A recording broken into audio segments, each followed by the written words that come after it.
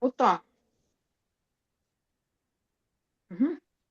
Tere jälle, terapeudi jutud siin. Tere! Ja, ja Tere! tere. Tere Lagle ja tere Eveline-Maria.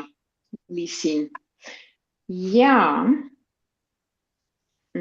jätkame siis oma teemasid regressiooniteraapiast. Ja meil on täna plaanis rääkida natuke kitsamalt ühest väga olulisest teemast, mis on usaldus. Ja see on üsna oluline teema, sest ilma usalduseta, kliendi usalduseta, terapeudi usalduseta on raske üldse regressiooniteraapia seanssi teha. See on üks eluliselt oluline ja vajalik asi ja oluline teema, millest me täna natuke pikemalt räägime. Kes teist tahab alustada? Tead, Miks usaldus on nii oluline regressiooniteraapias? tead, kui sa rääkisid, ma kuulasin ja mõtlesin, millised mõtted mul tekivad. Ja tead, see usaldus hakkab mitte teraapiast, vaid see hakkab juba eespoolt. See hakkab juba siis, kui klient hakkab valima, kelle juurde, kes on see terapeut. Ja, ja see ei hakka teraapia kabinetist. Mul tekkis praegu see Mhm. mõte, kui ma sind kuulasin. Aga räägi sellest lähemalt. Kuidas sina seda näed? Mismoodi see usaldus juba varem tekkima saab hakata? Ennem kui klient veel terapeudiga pole kohtunudki. Tead, ma arvan, et see on ainukene asi tegelikult, millele sa saad toetuda siis. Et sa valid terapeuti ja sa püüad ennast kuulata, et sa leiad endale selle terapeudi, kellega sa tahad oma teemat arutada. Ja, Mhm. ja sel kuidas, hetkel sa ei kuidas saa mitte klient saab midagi, selle, vot, aga sellel kuidas klient hetkel sul saab ei ole mitte selleni jõuda? millelegi muule toetuda, kui sa pead toetuma ja usaldama oma sisetunnet. Näiteks tead, ma Mhm. võin tuua ühe näite. Mul üks klient rääkis, kuidasmoodi tema mind valis. Ma küsisin ja tema ütles niimoodi, et tema kõigepealt ise vaatas, valis, siis ta ei öelnud kellelegi ja ta palus ka pereliikmetel vaadata. Ja, ja summa summarum kõik valisid minu. Et ma arvan, et see on väga-väga vastutusrikas ja tähtis, sest ma mäletan isegi, kui oli vaja valida terapeuti, see oli ikka selline peavalu, see on selline esimene, ta võib isegi olla regressiooniteraapiasse tulekus esimene koht, kus sa hakkad tšekkama ennast, kas sa usaldad ennast, kuidas sa selle valiku teed. See on juba tegelikult iseenda sisseminek mõnes mõttes. Mhm. Siit me jõuamegi sinna, et tegelikult sellele eelneb veel üks teine usalduse väljendusviis on see, kas klient usaldab ennast või kuidas tal selle eneseusaldusega on, et just, mida te selle kohta, kuidas teie mõtted sellest nagu inimese enese usaldamisest on? Mhm. Sest eks regressiooniteraapiasse tulek nõuab vist üksjagu ju julgust. Et see on seotud ka eneseusaldus sellega, et ma julgen iseendale nii sügavalt otsa vaadata.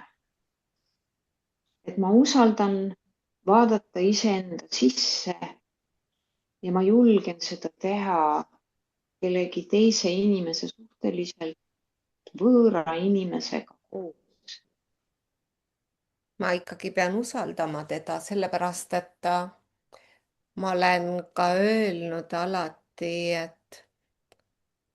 et kui usaldust ei ole, siis tegelikult ei ole ka teraapiat.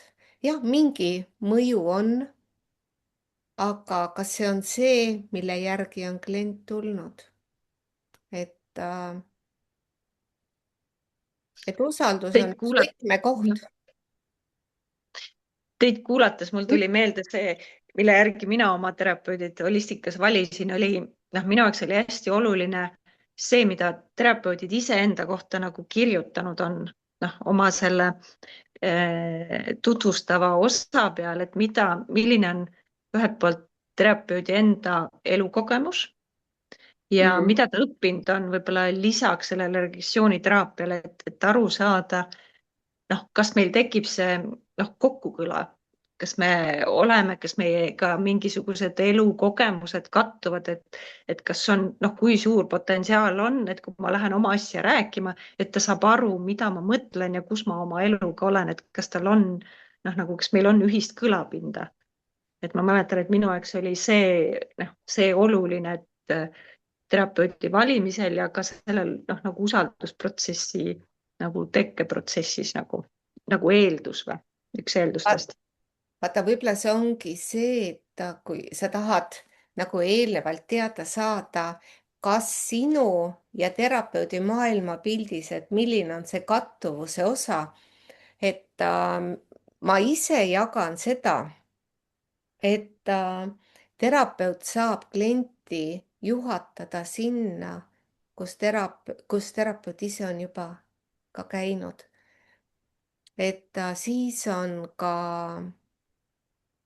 võib-olla see ongi see kontakt, see side ja see mängib kindlasti selle usalduse juures väga suurt rolli. Aliis, mida sina mõtled? Ja see, mis sa ütlesid, eks ju, et kus terapeut on ise käinud, et see teebki regressiooniteraapia olla terapeudi jaoks keeruliseks või võib-olla mitte keeruliseks, aga terapeut ise peab olema üsna elukogenud inimene. Ta peab olema jõudnud elus ise haiget saada, et mõista teise inimese elu sügavaid kannatusi ja valusid, neid traumasid. Ei pea olema võib-olla kõiki neid kohti läbi kolistanud, aga siiski peamisi elusündmusi, nii rõõme kui kaotusi kogenud. Et sel juhul on nagu lihtsam. Ja nad ei ole üks ühele. See mõistmine. See mõistmine on nagu lihtsam ja vahetum, et kui ma ainult kujutan ette, mida inimene võiks tunda, milline tema valu võiks olla, siis see ei ole ikkagi, ei ole nagu see. Ei ole jah, ja mina ise olen mõelnud. Mulle tundub nii. Ja mina olen mõelnud, et see on nagu, see ongi see maailmapilt, et me ennem rääkisime sellest kiirteest, et milline su maailm on, et kas sa oled labürindis või kui palju need labürindi seinad sinu ümber langevad ja et milline on see maailmapilt.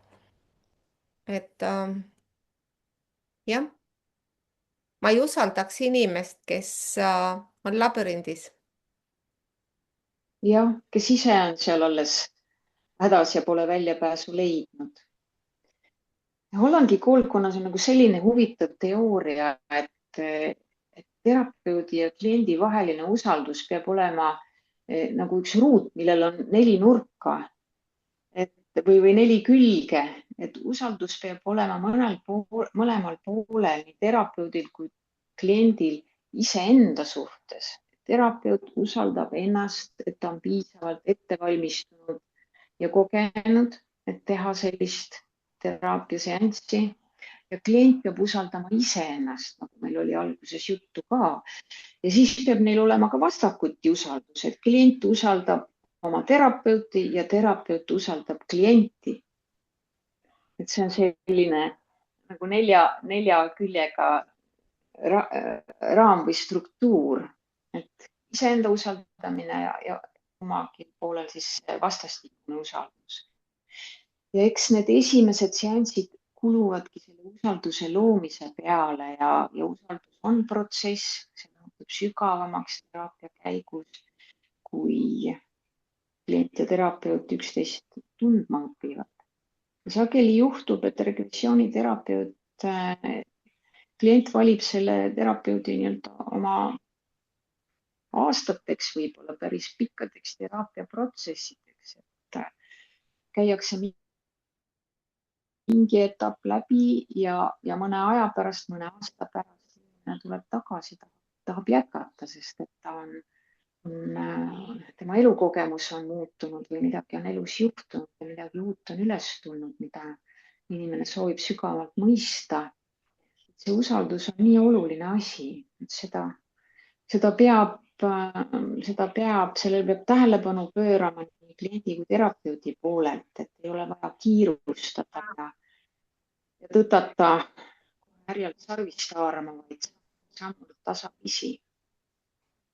See võib-olla aitab kliendil ka oma hirmusid ja ettevaatlikkust üles sulatada, kui see vastastikune tundmaõppimise protsess on rahulik ja süveneb. Eveliina, kuidas sul on?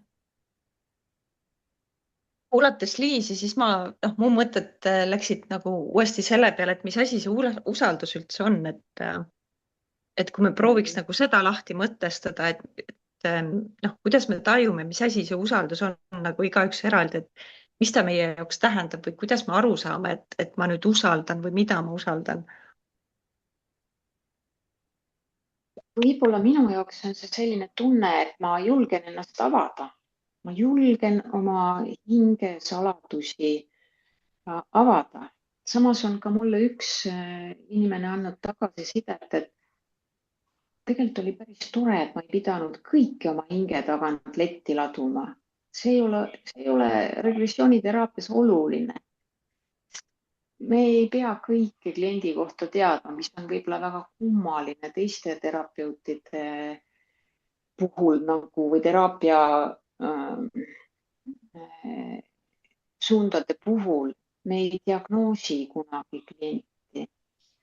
Me ei anna hinnanguid, me aitame kliendil iseennast mõista. Et see julgus ennast avada ja olla avatud terapeudiga, see usaldus. Et sa räägid just nii palju, kui sa tunned, et on vaja, et sul ei käi peast klikk läbi, et oi. Ja mina ütlen sageli esimesel seansil, et sa ei pea kõike letti laduma. Las usaldus kasvab, kui sa jõuad. Jah, ja isegi aus on see, kui tunnistad, et ma praegu ei saa, aga võib-olla ma saan, aga ma praegu ei taha. Et võib-olla on vaja julgust natukene, võib-olla ma veel natukene kohtuda, koos olla selles ruumis, et see koht tekiks. Ja ma viimasel ajal olen kuskilt lugesin, et vist mingist grupist, et inimestel on väga palju negatiivseid kogemusi nõustajate või terapeutide, psühholoogidega, kes konfronteeruvad või hakkavad õpetama ja kohe tõttavad jagama psühhoharidust ja ei ole valmis kuulama. Võib-olla regressiooniterapeutina meie asi ei ole nii palju konfronteeruda. Me võtame kliendi maailma just sellisena, nagu on. Kui see on ka vahel kummaline, me ei anna hinnanguid. Sa mõtled, et ei anna hinnangut, samas aeg-ajalt seda konfrontatsiooni on jälle väga oluline kasutada, aga see on jälle, et sa tunnetad ja kui palju. See ei ole meie peamine hoiak, et meil on pigem ikkagi see, et me töötame sellega, millega klient meie juurde tuleb ja me ei sea seda kahtluse alla. Me ei ütle, me ei anna hinnanguid. Me võtame klienti nii, nagu ta on, me ei diagnoosi ja ei sea kahtluse alla seda, mida klient kogeb. jah, et me võib-olla esitame küsimused, aga et mis see sinuga siis teeb või et mis see, jah, kuidas kuidas see see sinu tunneb. jaoks on, mis see Jah, sinuga teeb? jah. Jah. ma mõtlen, et minu jaoks nagu need on olnud läbi selle regressiooniteraapia rännaku, selle õpingute ja selle nagu kaks sügavama usalduse õppetundi on see, mis meil ka õpingutest läbi käib, nagu kaks juhtmõtet, et on nagu on, nagu selle vastuvõtmine või sellega leppimine, selle usaldamine, et on nagu on, nii ongi. Ja see, et kuidas keegi seda tajub või tõlgendab enda jaoks on väga personaalne ja isiklik või mis sümboleid või tähendusi ta loob. Ja teine on see, et et nii see kui teine usaldada, et ühte ruumi mahuvad ka polaarsused, vastandid või rohkem kui üks lahendus või usaldada, et seda ruumi on ja usaldada, et on miski suurem, mis mahutab kõige selle ära ja ka mina suudan nagu järjest nagu selles mõttes nagu laieneda ja võtta üha rohkem nagu vastu seda, mis on just seda ilma hinnanguta, vaid lihtsalt nagu see ongi, kõik see ongi, et ei pea midagi eitama, vaid usalduses, et kui ma midagi vastu võtan, siis ka see on. Ja see kannab, see, mis on, see kannab nagu selle usaldamine või? Mul tekkis hoopis praegu selline mõte, et kui on olemas usaldus ja väga-väga hea usaldus, siis ma arvan, et see peaks olema väga hea pinnas inimesele, kus ta julgeb näidata ennast haavatavana. ja Ja ma ei tea, miks mulle see praegu järsku niimoodi pähe lõi, aga see on ju tegelikult väga-väga oluline. See Kas see ei on, olegi mitte teraapia võtmekoht lausa, et nii palju, kui kliendis on usaldust ja julgust näidata oma haavatavust ja oma haavu, see annab nagu eeldused, et tervenemiseks või selle läbitöötamiseks. no ja teisest küljest me olemegi inimesed ju, et see ongi ju üks koht ennast hakata aktsepteerima, nagu sa oled, et aga just see, et sa vaikselt hakkad nagu aktsepteerima, et oo, aga mul on see, aga ma olen see, et ja sellega sa ju muutud tugevamaks ja tugevamaks. ja enamasti inimesed avastavad, et nende sees on nii suur maailm, mida nad ei tunne ja et see maailm on nagu nii äge ja põnev ja kuidagi nad nagu sisemiselt kasvavad, saavad enesekindlust ja elujulgust juurde selle kaudu, mida nad enda seest avastavad. Et tekib ka nagu usaldus elu vastu kasvab tänu teraapiale, usaldus iseenda vastu kasvab ja sellega ka teisi inimesi ja üldse elu rohkem usaldama. jah, hakkad usaldama ka seda, mis elu sulle toob ellu. Mida elu pakub, on ju, et seesama, Jah. et mul tuli kohe meelde, et Liis, eelmine kord sa jagasid seda, et et sa õppisid olema tugev ja nagu andma, on ju, et see on seesama, et õppida vastuvõtmist on see, mida sageli naised peavad kuidagi õppima, et see elu vastu võtma ja seda, mida mulle antakse, seda vastu võtma, et elu ei ole ainult andmine, vaid ka on saamine ja vastuvõtmine. Ja usaldada seda, et sa võid vastu võtta ja et sinu isegi roll elus on vastu võtta. Mitte ainult anda, toita ja katta, vaid et sa oled, enamus meie kliente on naised, suur osa, võib-olla 75% isegi. Et meie roll on elus ka olla see naiselik naine ja vastuvõtlik ja õrn ja pehme mõnikord ja haavatav, et see haavatavus on ju omamoodi tugevus, et võib-olla teraapias saab õppida seda selle kaudu tugev olema, enda ja näha seda, kuidas me võime iseendale liiga teha omaenda sisemiste ettekujutustega, kuidas ma pean käituma ja olema. kuidas ennast rihmale tõmmata kogu aeg. jah, just. Eks seesama usalduse üks aspekt on ka see lubamine.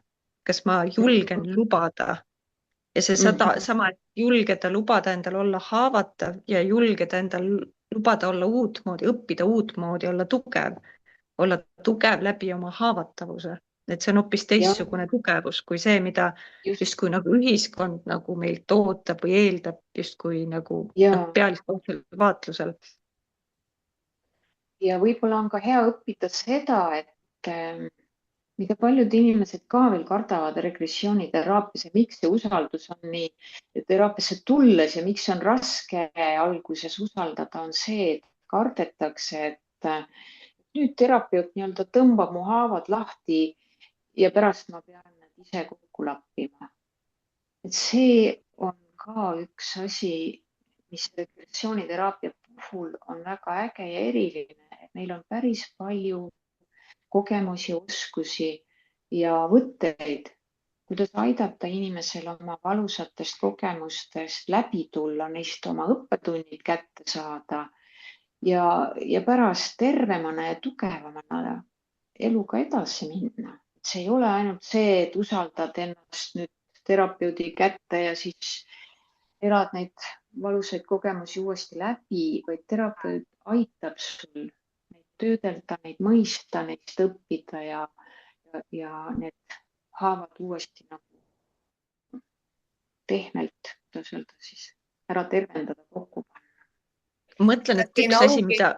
Ja võib-olla siin ongi oluline, vaata, sa tõid selle ka, et on aeg-ajalt kuulda nagu, et teed nagu inimese lahti, aga tegelikult kõik pannakse pärast ka ikkagi kokku. Et see on hästi oluline, et inimene ei lähe lihtsalt uksest välja ja et mis siis nüüd edasi saab, et kes mu kokku paneb, et see ei ole regressiooniteraapia. Kui tohib, ma jagan oma esimest teraapia kogemust, mis ei olnud regressiooniteraapia selles võtmes, nagu meie Eestis teeme seda holistilist teraapiat, mis oli regressiivne hüpnoteraapia.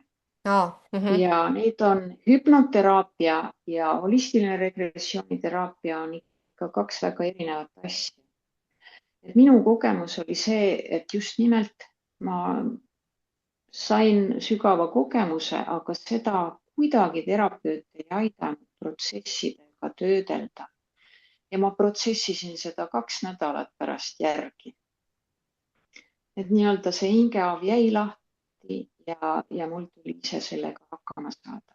Samas ma pean ütlema, et ka selline kogemus tervendas mind väga palju ja ma tulin välja depressioonist, millega ma 10 aastat tagasi olin hädas, tänu just sellele ikkagi päris valusale kogemusele. Ja minu esimene regressiooniteraapia kogemus oli just eelmise elu kogemus, sest ma lugesin põnevat raamatut ja mõtlesin, ma tahan ka kõike seda kogeda. Et nüüd lähed ja lahendad ära? Jah, mina tahan ka kõike seda saada. Ja nii ma siis tegingi, aga et see kogemus ei olnud nii lihtne. Et siin on teraapiasuundade vahel on ikkagi olulised erinevused ja ma arvan, et ma võin julgesti öelda, et kliendid võivad usaldada holistilist regressiooniteraapiat, sest meil on need meetodid olemas, kuidas toetada inimest ka siis, kui tunded tulevad üles, kui need tunded vahel võivad olla üsna rasked ja valusad. Me oskame olla toeks ja me oskame inimese pärast kokku panna. Eks siin on võib-olla oluline välja ka tuua, et peale seda rännakut või muud meetodid, et kui oluline on see rännaku järel toimub vestlus kliendiga, et kuidas aidatagi integreerida kõike seda, mis rännakus toimus, et et see on ja nii oluline, et toimub see integratsioon. rännakujärgne kohtumine ja noh, et saaks need asjad läbi räägitud, mis seal toimus täpselt. Sest üsna sageli, kui inimene teeb oma esimese rännaku, siis see jätab teda päris nõutuks. Ja meie terapeudina siin kogenud terapeutidena vaatame ja hõõrume käsi, et vot kui toreda ja ägeda rännaku tegi ja kõik, mis juhtus ja kui hea see tema jaoks võib olla, aga inimene ise ei pruugi seda niimoodi tajuda, et see integratsioon on tõesti hästi-hästi oluline. no holistilise teraapia, kuulda ja arutada läbi.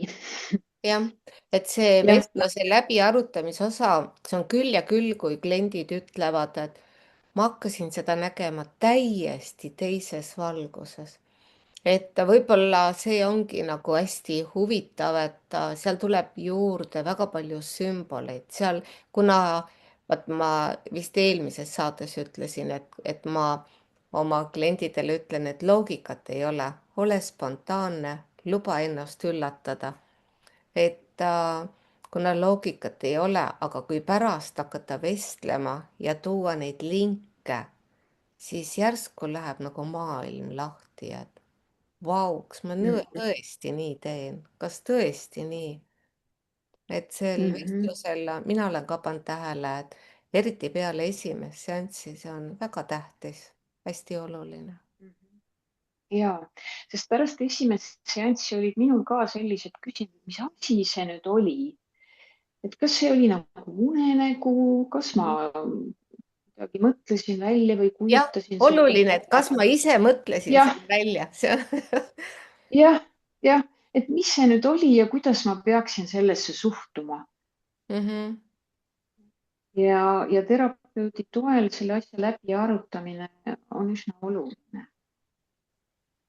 Ja ma mõtlen, et kuidas see kõik, noh, nagu tuua jälle selle usalduse märksõna alla kokku, et üks, mida klient õpib kogu selle protsessi käigus, on, et usaldama oma sisemaailma ja noh, kõike seda, mis seal on või mis siis tuleb mõtete või tunnete või mälupiltidena või noh, kujutlusena üles, et õppida seda usaldama ja aru saama, et kuidas on seotud sellega, mis mu välismaailmas toimub, et noh, neid osata õppida, osata nende vahel seoseid luua ja näha neid läbikõlasid, kuidas nad omavahel kokku kõlavad ja kuidas nad ise ja välismaailm omavahel tegelikult suhtlevad läbi nende mõtete ja kujutluspiltide.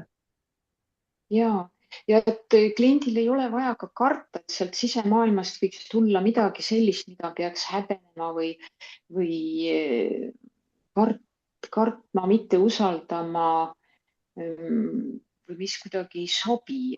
Ükskõik, mis juhtub, et nagu Lagle ütles, et luba ennast üllatada, ole avatud ja luba ennast kogeda kõike seda, mis su seest võib üles tulla, et ole avatud iseenda hingesügavuste kogemisele. Jah, sest kuidas teile tundub, tüdrukud, kas oleks meil aeg täna jälle otsad kokku tõmmata, kui on veel midagi, mingit olulisi Võib-olla see lisada?